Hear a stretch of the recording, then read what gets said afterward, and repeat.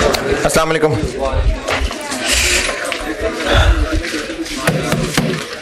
दुरूद शरीफ पढ़ लो।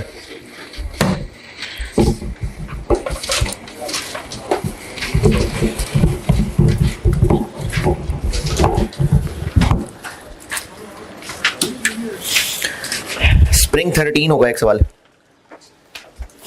स्प्रिंग 2013।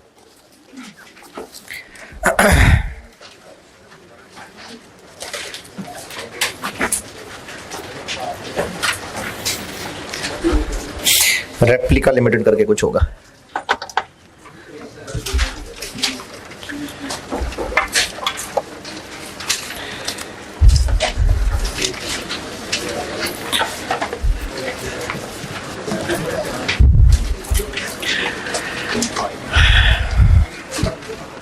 पहुंचे?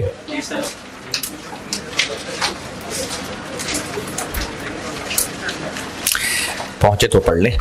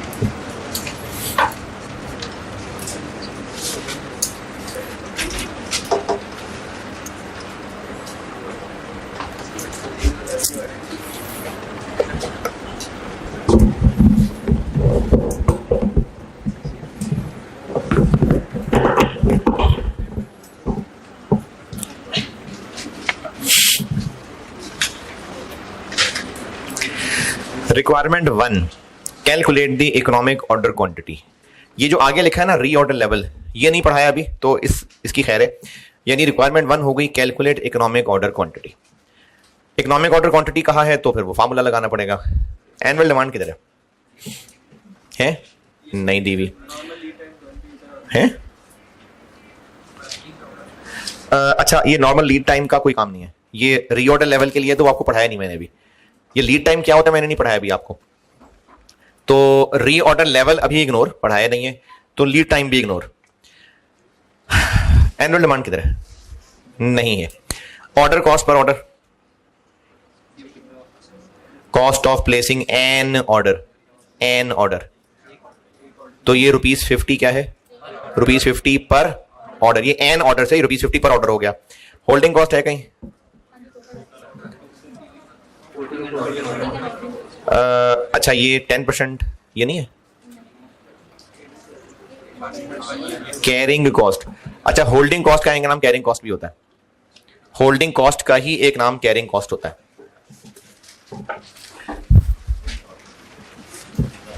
होल्डिंग कॉस्ट का ही एक नाम कैरिंग कॉस्ट है। तो ये 10% दी हुई है, ये क्या चीज है? ये वही जो मैंने कल की थी बात कि अगर होल्डिंग कॉस्ट परसेंटेज में दी है तो परचेज प्राइस का, तो इसका मतलब आपके पास पर यूनिट होल्डिंग कॉस्ट भी है, ऑर्डर कॉस्ट पर ऑर्डर भी है। 2 तो पता ही है क्या होता है, और स्क्वायर रूट भी पता है। तो ईओक्यू निकालने के लिए क्या कमी रह गई? Annual demand. अब यहां कोई साइंस नहीं है जहां से आपको एनुअल डिमांड मिले, तो सादा ईओक्यू का फार्मूला तो हो रहा है फ्लॉप। अभी पिछली रेगुलर क्लास में, ये जो अभी पहले हुई है, यहां पर आपको बताया था कि कुछ चैप्टर्स में ऐसा है कि एग्जामिनर ना कभी कुछ मिसिंग फिगर या इस तरह की फाइन करवा लेता है। तो उसका तरीका क्या है कि फिर ढूंढने पड़ेंगे, हिंट ढूंढने पड़ेंगे सवाल में। तो कुछ सस्पिशियस सी चीज नजर आ रही है, total of holding and ordering cost. ये तो पता नहीं क्या चीज है। अब आप अगर क्लिक कर गया तो 2 मिनट में कर देंगे, अगर नहीं क्लिक किया तो चलो मैं कर दूंगा। आप इस पे गौर करें, पेजेस पलट के कल वाले लेक्चर पे भी गौर कर लें। ईओक्यू की जो सारी कहानी बताई थी सारी, उस पर भी गौर करें। अगर क्लिक कर गया तो आप 2 मिनट में कर लेंगे। करें ट्राई ईओक्यू। कल जो सारी कहानी बताई थी उसको भी रिवाइज कर लें और ये 3000 पे गौर करें, सेफ्टी स्टॉक नील पे गौर करें और कल वाली कहानी को सॉल्व करके देखें, कुछ हल निकलता है। करके देखें ना, करके बताएं।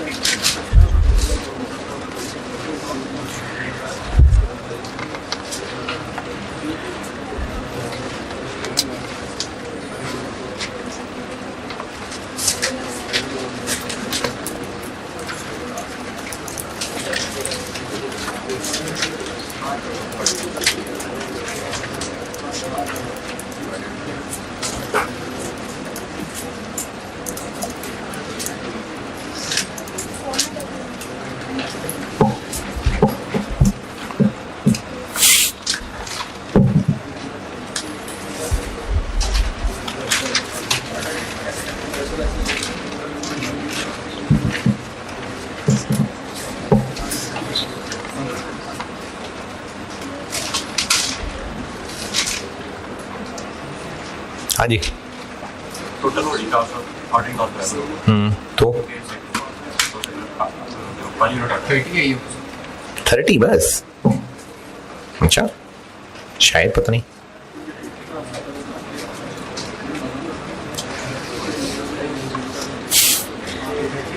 हाँ भाई, नहीं, दोनों 3000 है जमा। ये तो आपने सोचना है। अंग्रेजी पढ़ो ना, अंग्रेजी देखो दोबारा। नहीं, एंड से पहले भी देखो, गौर करो। Total of holding and ordering दोनों का टोटल।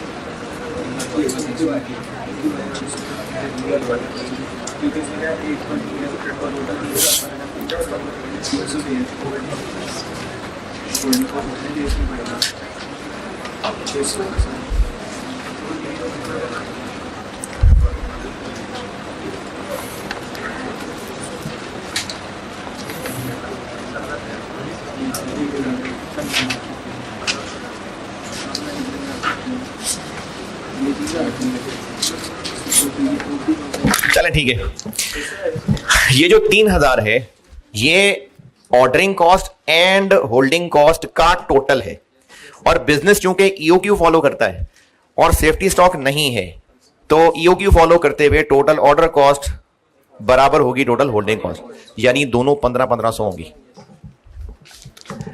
तो total order cost is equal to order cost पर order into annual demand over EOQ और total holding cost is equal to holding cost per unit per year into safety stock नहीं है।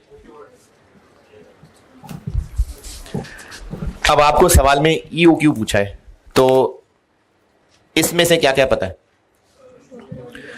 ये 1500 है, ये 50 रुपए है, एनुअल डिमांड नहीं पता, ईओक्यू नहीं पता। चलो ये रास्ता तो बंद हो गया, इधर देखते हैं।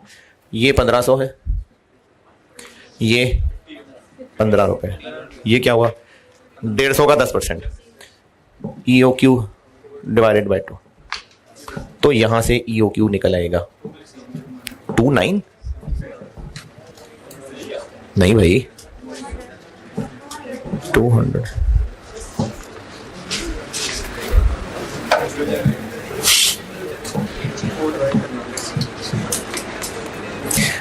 किससे हो गया एक बता दो, 297 कर, किसी से भी नहीं हुआ एक।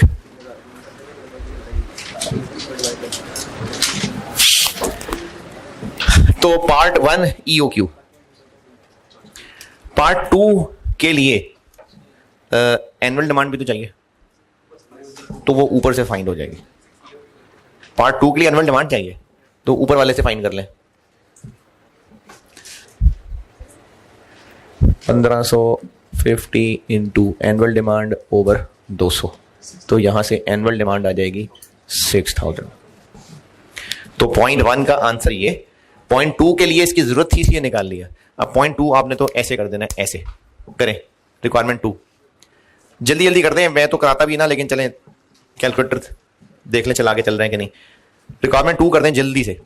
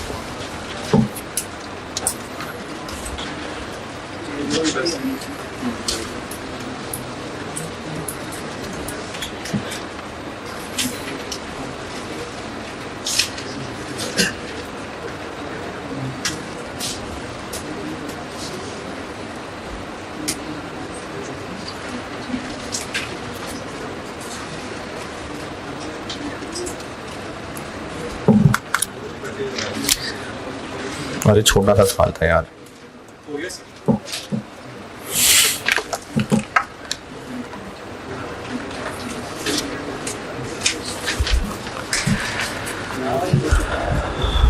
हाँ जी, रिक्वायरमेंट 2 बस सीधा साधा सा है, कोई ऑर्डर कॉस्ट मुश्किल नहीं, कोई होल्डिंग कॉस्ट मुश्किल नहीं, बिल्कुल बेसिक सा है। ठीक है, हो गया।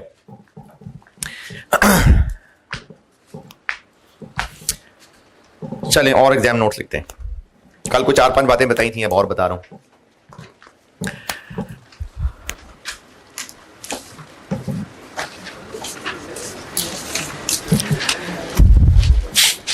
एक बात ये लिख लें कि ये जो हम लोग फार्मूले में या सवाल सॉल्व करते हुए एनुअल डिमांड ले रहे होते हैं, इससे मुराद हमारी साल की टोटल परचेजेस हैं, सेल्स नहीं, परचेजेस। अभी तक जो सवाल किए उनमें हम एनुअल डिमांड जब लिख रहे हैं ना, तो उससे मुराद है हमारी annual planned purchases. Trading business है तो गुड्स की परचेजेस, मैन्युफैक्चरिंग है तो रॉ मटेरियल की परचेजेस। अभी तक जितनी भी कैलकुलेशंस की हैं उनमें जहां जहां एनुअल डिमांड हम इस्तेमाल कर रहे हैं वो है हमारी एनुअल प्लान्ड परचेजेस।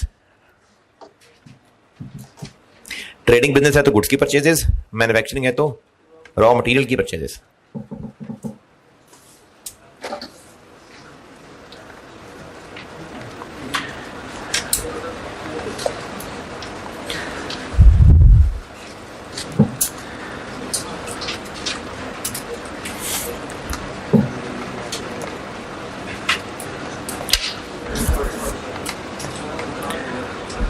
दूसरा नोट लिखिए।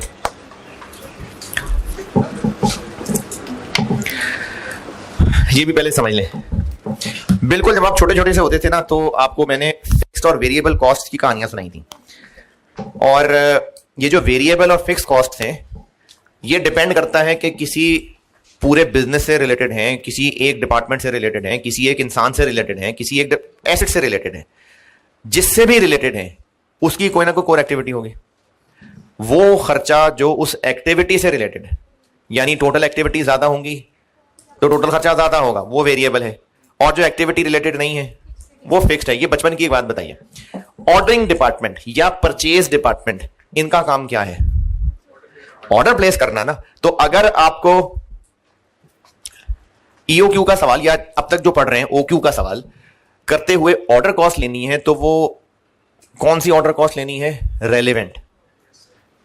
अभी तक जो किए हैं रेलेवेंट ऑर्डर कॉस्ट लेनी है। और रेलेवेंट वो होती है जो हर ऑप्शन पे डिफरेंट हो, पर ऑर्डर डिफरेंट हो नहीं, इन टोटल डिफरेंट हो। यही चीज आपको सवाल में ना एक और सेंटेंस की शक्ल में दी जा सकती है। यानी अगर आपको कहा हुआ है कि ऑर्डरिंग डिपार्टमेंट की वेरिएबल कॉस्ट है ये, तो इसका मतलब आपको वो रेलेवेंट ऑर्डर कॉस्ट दे रहा है। क्योंकि अगर वो ऑर्डरिंग डिपार्टमेंट की फिक्स कॉस्ट देता तो वो रेलेवेंट ना होती। तो अगला नोट ये लिख लें कि अगर आपको ऑर्डरिंग डिपार्टमेंट की या परचेज डिपार्टमेंट की वेरिएबल कॉस्ट कह के दी गई है, तो वो एक रेलेवेंट ऑर्डर कॉस्ट। अगर आपको ऑर्डरिंग डिपार्टमेंट की वेरिएबल कॉस्ट, कोई नाम नहीं लिखा हुआ, बस कहा है variable cost of ordering department, तो वो एक रेलेवेंट ऑर्डर कॉस्ट है।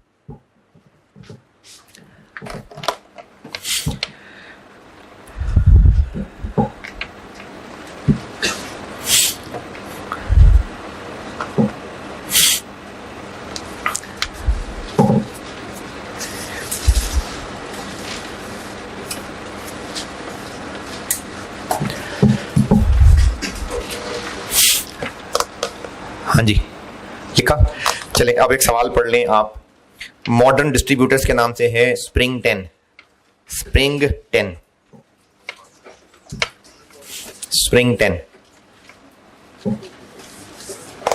पढ़ ले, मैं करता हूं। MDL बुक में है क्वेश्चन नंबर 19। पढ़ लीजिए, मैं करता हूं।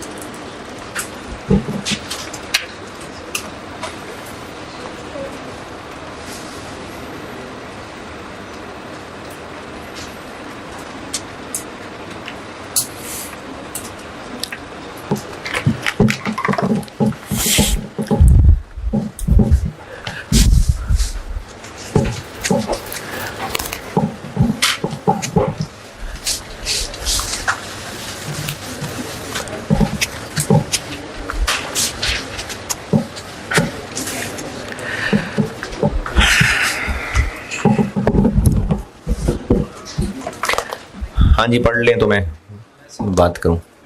पढ़ लिया। MDL एक प्रोडक्ट कार्ल्टन के नाम का उसका डिस्ट्रीब्यूटर है, यानी ये बेचता है और इसके मुख्तलिफ कस्टमर्स होंगे, मुख्तलिफ इंडस्ट्रीज। पूरे मुल्क में कार्ल्टन की डिमांड पूरे मुल्क में 240,000 टन है। अच्छा, इस सवाल में टन का जिक्र हो रहा है, यानी यूनिट फिर टन है। कल वाले सवाल में पेयर्स थे तो यूनिट एक पेयर था, अब एक यूनिट एक टन है, क्योंकि आपको खर्चे सारे पर टन, नंबर ऑफ टन इस तरह से बताए मैं। तो पूरे मुल्क में जो डिमांड है एनुअल, यानी पूरे मुल्क में जो सब मिला के टोटल खरीदते हैं, वो 240,000 टन है। हम इनमें से कितने हैं? 32.5% यानी 78,000। ये 0.1 बताएं अगर परेशानी है तो। पूरे मुल्क में टोटल डिमांड 240 है। हम पूरा मुल्क नहीं भाई, हम तो अपना बिजनेस देख रहे हैं। तो हम उसमें से 240,000 में से 32.5% है यानी 78,000। तो ये हो गई हमारा सवाल सॉल्व करने के लिए एनुअल डिमांड। रिक्वायर्ड क्या है कि अगर हम ईओक्यू पे शिफ्ट कर जाएं, इसका मतलब अभी ईओक्यू पे नहीं है। फिर पॉइंट नंबर 4, अभी हम 6500 ओक्यू पे हैं। तो अगर हम ईओक्यू पे शिफ्ट कर जाएं तो हमें क्या फायदा होगा? कैसे कैलकुलेट करें? 6500 पे और ईओक्यू पे सॉल्व करें तो जो डिफरेंस है वो हमारी बचत होगी। तो ईओक्यू पे तो सॉल्व करते हैं बाद में, पहले ईओक्यू निकालना पड़ेगा। तो ईओक्यू निकालते हैं। क्या 78,000? क्या बिल्कुल ठीक है। ये पूरे मुल्क में 240,000 एनुअल डिमांड है, यानी सब लोगों को मिला के टोटल इतने चाहिए होते हैं। तो हम भी बेचने वालों में शामिल हैं। तो इसका 32.5% लिया, कितना आ गया? तो ये हमारी सेल्स हैं कि परचेज है? चलो सेल्स हैं। हमारा ओपनिंग क्लोजिंग फिनिश गुड्स का स्टॉक कहीं बताया है, तो फिर परचेजेस भी यही। तो इसलिए आप अगर इसको डायरेक्टली परचेजेस समझ लेते तो भी ठीक है, अगर इसको सेल समझना है तो समझ लें। फिर ओपनिंग क्लोजिंग स्टॉक कोई नहीं। अगर ओपनिंग क्लोजिंग फिनिश गुड्स का स्टॉक हमारे पास होता तो फिर पहला पॉइंट ना ज्यादा क्लियर बताया होता कि ये सेल्स हैं कि परचेजेस हैं। ईओक्यू निकालते हैं जी पहले, और उसके बाद फिर ईओक्यू को 6500 से कंपेयर कर लेंगे। तो ईओक्यू निकालने के लिए क्या क्या चाहिए? 2 चाहिए, एनुअल डिमांड चाहिए, ऑर्डर कॉस्ट पर ऑर्डर चाहिए, चलिए ढूंढ लेंगे जहां से, और होल्डिंग कॉस्ट पर यूनिट चाहिए। स्प्रिंग क्या है? 10। तो सवाल की प्लानिंग ये है कि ईओक्यू फाइंड करना है और उसके बाद फिर ईओक्यू और 6500 ऑप्शंस को कंपेयर करना है। तो ईओक्यू के लिए भी और उसके बाद कंपैरिजन करना है, उसके लिए भी हमें ऑर्डर कॉस्ट पर ऑर्डर चाहिए और होल्डिंग कॉस्ट। तो ऐसा करते हैं, पहले फिर ये कर लेते हैं। और ये जो सवाल होते हैं ना जिनमें बस वैसे ही कैलकुलेट, कंप्यूट, एडवाइज, इनका कोई खास फॉर्मेट नहीं होता, बस आप तरतीब से चलते जाएं और कैलकुलेशंस करते जाएं। तो इसमें हमें होल्डिंग कॉस्ट और ऑर्डर कॉस्ट चाहिए होगी, तो पहले वो निकाल लेते हैं। ऑर्डर कॉस्ट पर ऑर्डर ये ढूंढने सवाल में कौन कौन सी है। पॉइंट नंबर 1 नहीं, पॉइंट 2, पॉइंट 3, ये क्या है जी? हमारे परचेजिंग डिपार्टमेंट का पूरे साल में टोटल वेरिएबल खर्चा 4224,000 हुआ, लेकिन हम सिर्फ कार्टन नहीं खरीदते, हम और चीजें भी खरीदते होंगे। तो हमारे टोटल मेहनत में से 10% कार्टन से रिलेटेड। तो हम कार्टन का ही सवाल सॉल्व कर रहे हैं। तो आपको कार्टन की परचेजिंग डिपार्टमेंट की वेरिएबल कॉस्ट बताई हुई है, तो ये रेलेवेंट है, लेकिन ये तो टोटल फॉर द ईयर है, हमें चाहिए पर ऑर्डर। तो क्या करें फिर इसको? 422 को डिवाइड कर लेते हैं। ये अभी है हमारी कॉस्ट, या अगर ईओक्यू पे शिफ्ट कर गए तो होगी? ये कैसे पता? तो लिखा हुआ है अभी तो ईओक्यू पे है ही नहीं, तो इसलिए हमें अभी इस वक्त इतनी कॉस्ट पड़ती है। ये पूरे साल की है, तुम्हें तो पर ऑर्डर चाहिए। तो किससे डिवाइड करें? जितने नहीं, 65 से नहीं, हम अभी जितने ऑर्डर प्लेस किया करते हैं। देखें हमारे ना अभी इस वक्त जो पॉलिसी है उसके मुताबिक टोटल ये इतनी है, हमें पर ऑर्डर चाहिए। तो डिवाइडेड बाय ओक्यू नहीं, एनुअल डिमांड भी नहीं, डिवाइडेड बाय हम अभी जितने ऑर्डर प्लेस करते हैं। तो अभी हम कितने ऑर्डर प्लेस करते हैं? कैसे? 78,000 divided by 6500।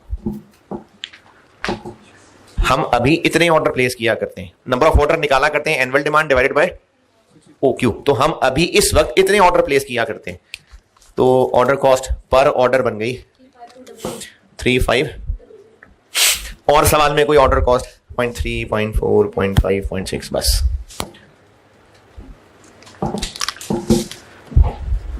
Holding cost per unit.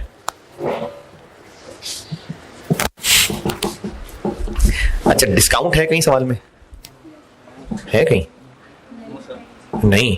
अगर डिस्काउंट होता और चूंकि कैरिंग कॉस्ट परसेंटेज में है तो फिर हमें 2 होल्डिंग कॉस्ट निकालनी पड़ती। डिस्काउंट ऑफर के लिए अलग, तो डिस्काउंट का तो कोई चक्कर ही नहीं है। जी बताएं जी, होल्डिंग कॉस्ट सवाल में कौन कौन सी है? Point number 1, point number 2, point 3, point 4, point 5, 1%। और ये मटेरियल का वर्ड केयरलेसली लिखा हुआ है, इसको देख के लगता है शायद कि हम कोई मैन्युफैक्चरिंग बिजनेस है, तो हम मैन्युफैक्चरिंग बिजनेस नहीं है हैं, लेकिन हमारे लिए वो मटेरियल नहीं है ना, हमारे लिए तो प्रोडक्ट है, हम तो उसके डिस्ट्रीब्यूटर हैं। तो वैसे तो कोई मसला नहीं है, पढ़ के पता चल ही रहा है, लेकिन फिर भी ये मटेरियल क्या है ना, धोखा लग रहा है। तो ये कॉस्ट ऑफ परचेज है, तो अगर मटेरियल लिखा रहने दें तो भी ठीक है, अगर इस वर्ड को बदलना है तो बदल लें जी। 1% ऑफ परचेज कॉस्ट, तो हमें एक कार्टन कितने का पड़ता है, इसके लिए कहीं कोई इंफॉर्मेशन? पॉइंट नंबर 2, ये तो है हम इतने का बेचते हैं, तो साथ फिर आपको मार्कअप भी बताया हुआ है या मार्जिन है। ये जो मार्जिन लिखा हुआ है ना, ये धोखा है, क्योंकि 25% ऑफ कॉस्ट, तो ये मार्कअप है। तो सेल प्राइस पता और मार्कअप पता, कितनी सेल प्राइस? 2212, और मार्कअप का मतलब है कि कॉस्ट 100 है और ये 125। ये अभी इस वक्त जो लाल लाल किया है, ये क्या है? ये कार्टन की कॉस्ट आ गई इनटू 1%। जी 177।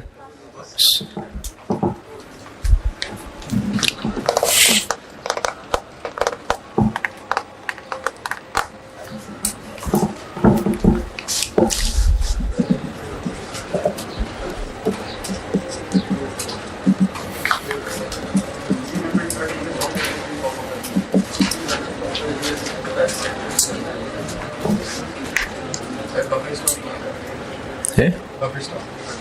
तो अभी टोटल तो निकाली नहीं मैंने। नहीं नहीं नहीं नहीं, मैंने कहा था कि अगर सेफ्टी स्टॉक नहीं है तो total order cost, total holding cost बराबर होती हैं। ये सिर्फ एक कैरेक्टरिस्टिक थी, ये मतलब नहीं था कि वो बिजनेस अगर ईओक्यू फॉलो करता है तो बफर स्टॉक रख ही नहीं सकता, ये मतलब नहीं है।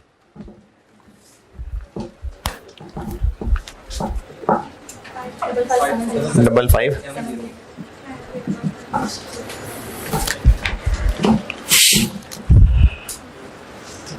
तो अब हमारा सवाल सॉल्व होगा 6500 पे और ईओक्यू पे।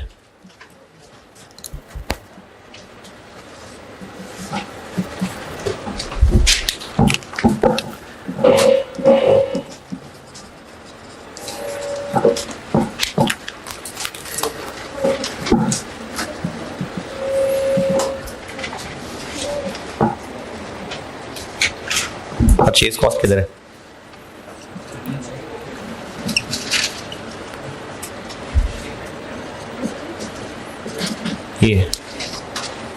ये purchase cost, annual demand.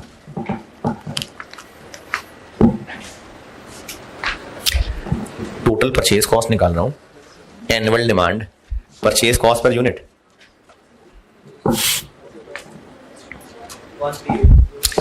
1380600।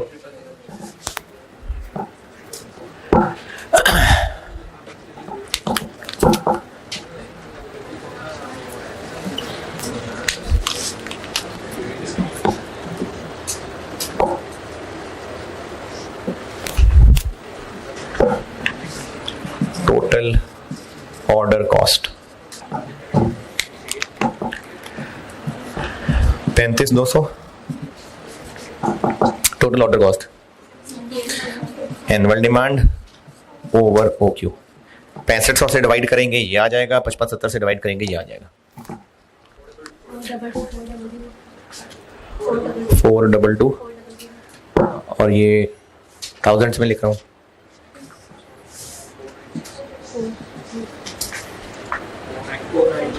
Four 9 4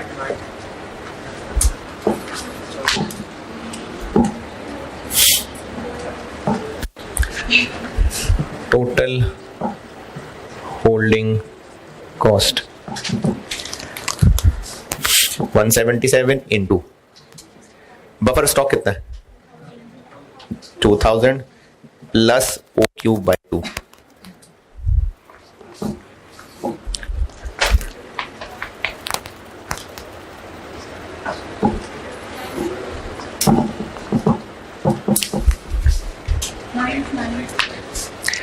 929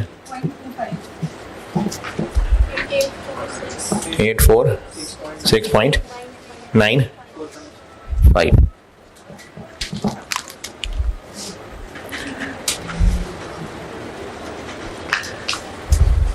1 नहीं 2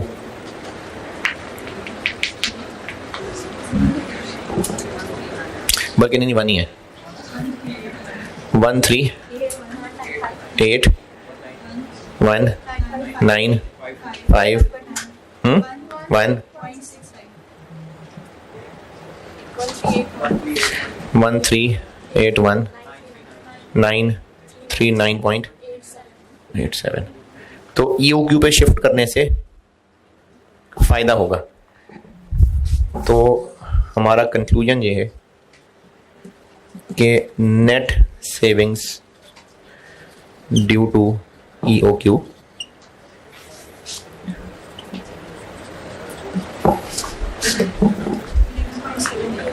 जी 11.78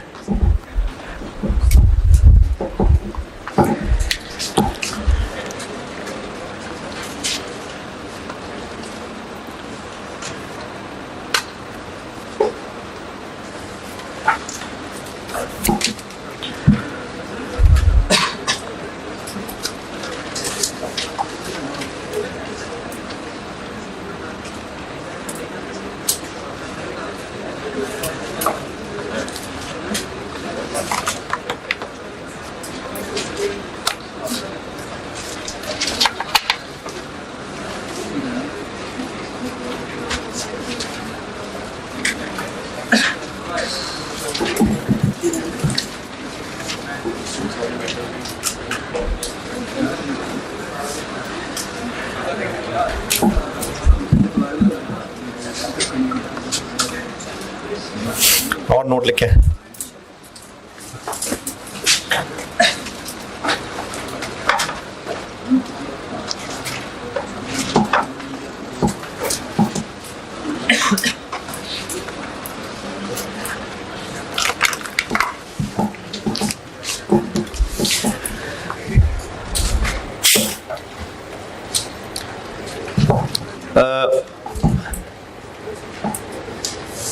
अगर हम एनुअल डिमांड कह रहे हैं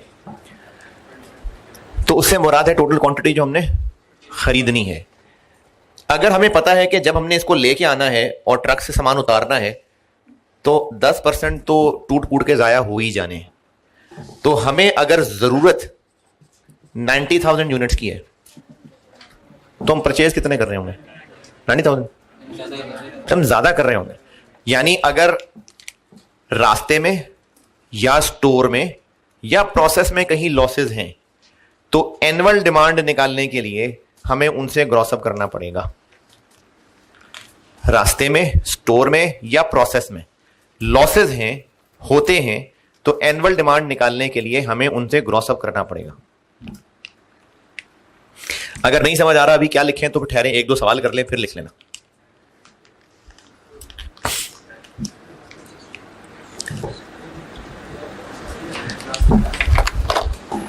रास्ते में, स्टोर में, प्रोसेस में अगर लॉसेस होते हैं तो हमें एनुअल डिमांड तक पहुंचने के लिए इनसे ग्रॉस अप करना पड़ेगा।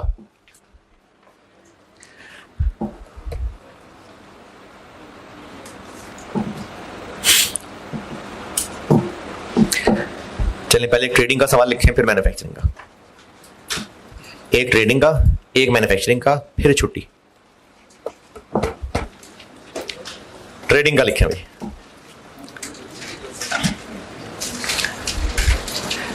अच्छा, सारा काम करते हुए हम कहां खड़े हैं? भी साल के शुरू में, यानी जो भी हम काम कर रहे हैं वो अभी जो साल आ रहा है उसके लिए प्लानिंग चल रही है। तो sales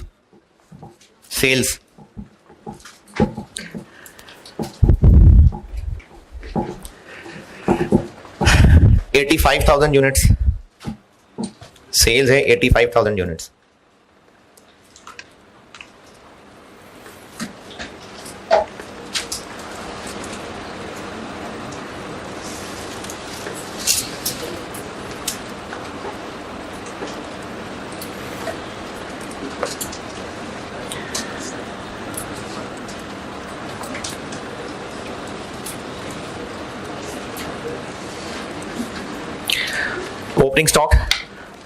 opening stock 13,000 units, closing stock 23,000 units. दोबारा बता रहा हूं, सेल्स 85,000 है, ओपनिंग स्टॉक 13,000 है, क्लोजिंग स्टॉक 23,000 है। 5% units are lost in transit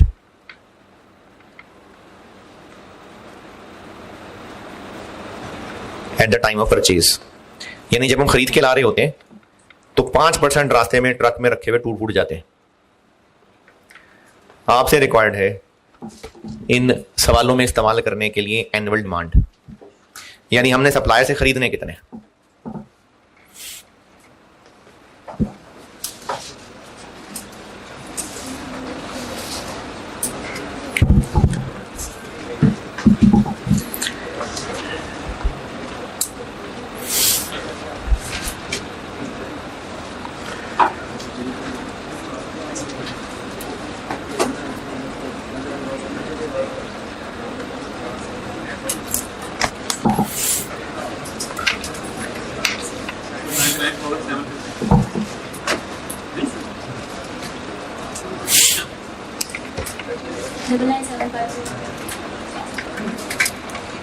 मैंने कितने कहे रास्ते में जाए हो जाते हैं? हाँ 5%।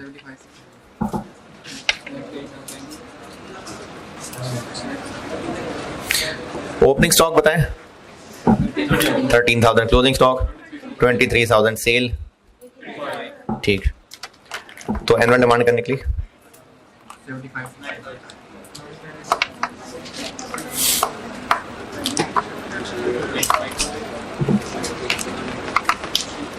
अरे मैंने तो सीधा कराना ही मैन्युफैक्चरिंग था, तो मैंने तो एम ही करा दिया ट्रेडिंग का, तो वो भी नहीं हो रहा है जी। 1 लाख यूनिट्स, तुक्का मार, 1 लाख यूनिट्स। चले फिनिश गुड्स के स्टोर में चलते हैं। ओपनिंग कितने पड़े हुए थे? 13,000। क्लोजिंग सेल कर देने हैं, स्टोर में कितने लाने हैं?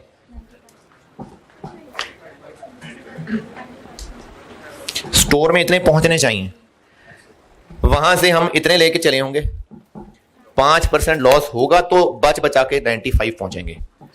तो ये जो पहुंचेंगे ये 95% है, फिर 995, 1 लाख।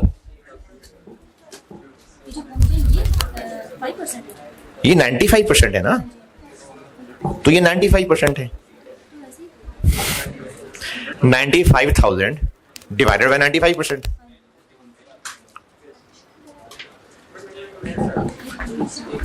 फिर मुझे 99 की आवाजें आ रही हैं।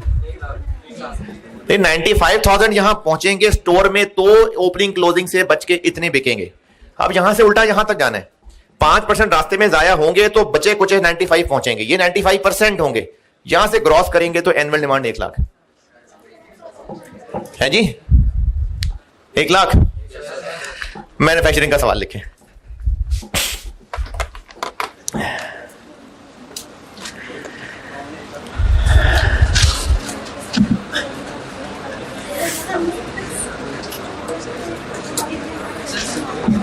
जी दोबारा। एबनॉर्मल तो इसलिए नहीं हो सकता, इन एबनॉर्मल लॉस इन सवालों में इसलिए नहीं हो सकता कि हम अभी साल के शुरू में खड़े हैं, हमें कैसे पता है एबनॉर्मल लॉस का? वो तो असल में डाटा होगा तो पता लगेगा कितना सोचा था और क्या हुआ। अभी तो सब प्लानिंग चल रही है, तो उसमें एबनॉर्मल नहीं है कुछ।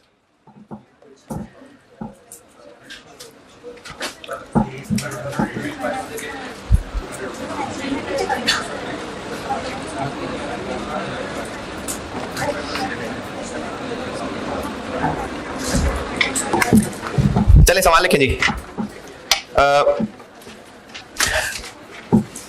प्रोडक्ट ए requires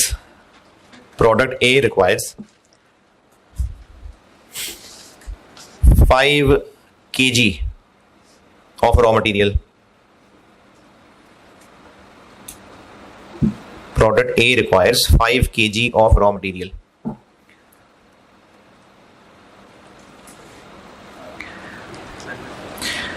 टोटल क्या कहा मैंने? 5 kg of raw material X। अच्छा, एनुअल डिमांड किसकी निकालनी होगी? X की कि A की? X की, जो हमने खरीदना है उसकी annual demand. Total sales of product A, product A की टोटल सेल्स बता रहा हूं।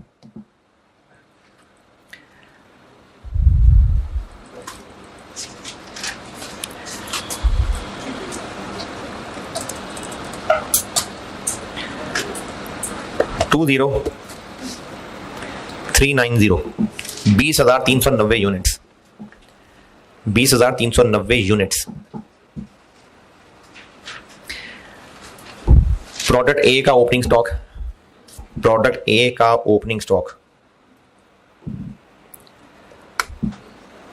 2000 यूनिट्स। प्रोडक्ट ए का closing stock 1500 units.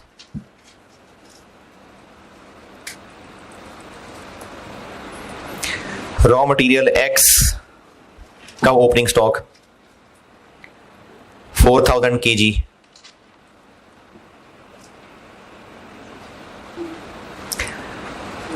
Raw material X का क्लोजिंग स्टॉक। अच्छा, ये जो क्लोजिंग स्टॉक है ये प्लान्ड है, क्योंकि अभी तो साल गुजरना है ना, तो ये क्लोजिंग स्टॉक प्लान्ड होता है।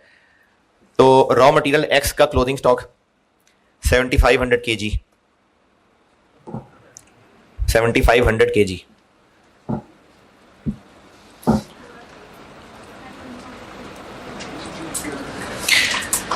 When product A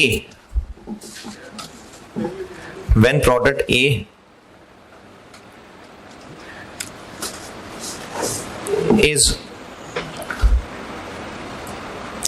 started for production, when process A is started for production है, प्रोडक्ट ए जब इसकी प्रोडक्शन स्टार्ट करते हैं, देन नॉर्मल लॉस ऑफ 10%।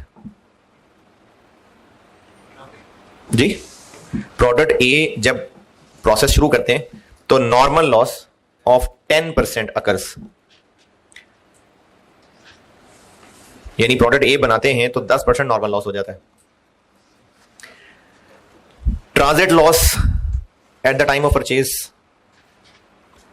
क्या खरीदते हैं हम? Raw material X। Transit loss at the time of purchase 5% है, 5%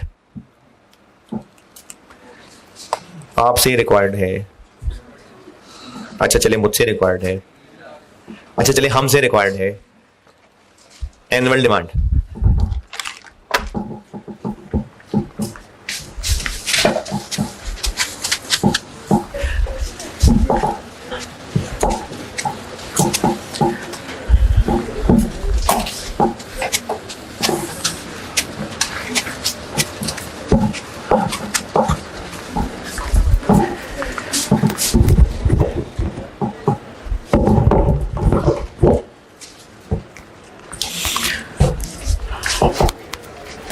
चले, मैं ना आपको ये नक्शा बना देता हूं, गाइडेंस, फिर आप ट्राई कर रहे हैं। फिनिश्ड गुड्स के स्टोर में साल के शुरू में कितने ए पड़े होंगे? 2000। क्लोजिंग 1500, ये ए हैं। सेल कितने होंगे? 20। 390। प्रोसेस, जब हम क्वांटिटी स्केड्यूल प्रोसेस का बनाते हैं, जब प्रोसेस का बनाते हैं तो हम मशीन के अंदर बैठे होते हैं और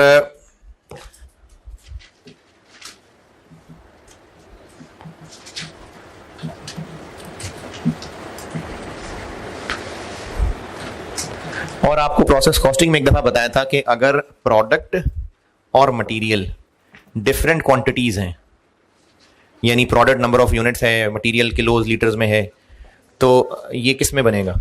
प्रोडक्ट में।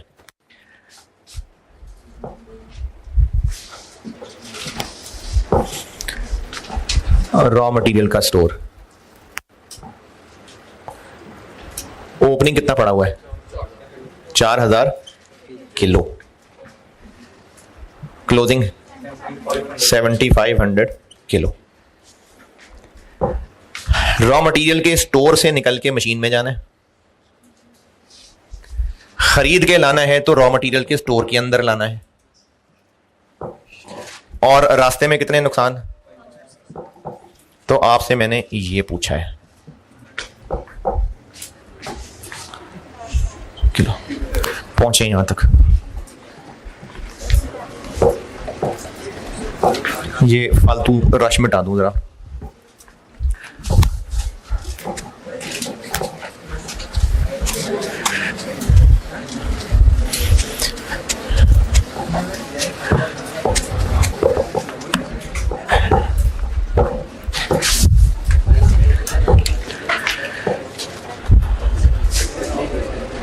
ये केजीज नहीं है, ये ए के यूनिट्स हैं, लेकिन ये केजीज हैं।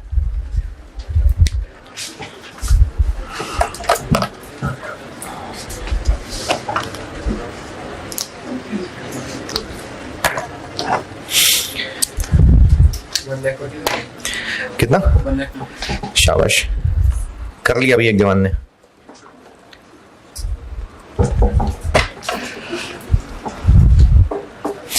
बाकी जवान अपनी जवानी गुजरने का इंतजार ना करें, कोशिश तो करें ना।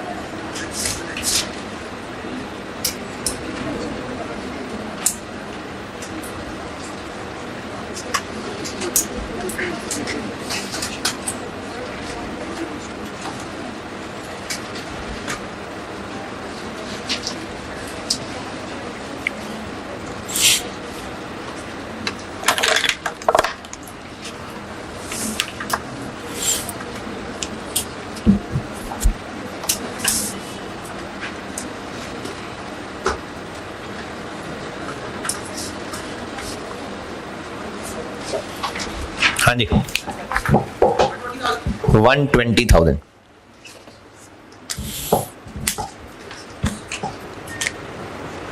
चले जी, मुझे खिदमत का मौका दें। फिनिश गुड स्टोर से इतने बिकेंगे, तो फिनिश गुड स्टोर से यहां आएंगे कितने, इधर से 1990। इस पे एतराज, ये बन के स्टोर में आएंगे तो ओपनिंग कितने, क्लोजिंग कितने, तो फिर कितने बिकेंगे 19890। 10% लॉस होगा तो ये होंगे, ये कितने परसेंट है 90%। यहां से ऊपर चले 22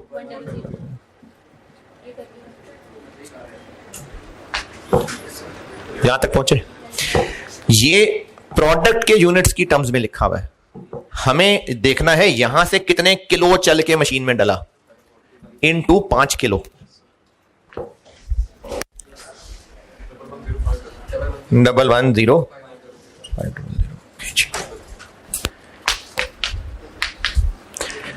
स्टोर में कितना लाएं के ओपनिंग क्लोजिंग के बाद इतना मशीन में डाल सकें 1। कितना खरीदें कि 5% नुकसान होने के बाद स्टोर में इतना उतरे 120।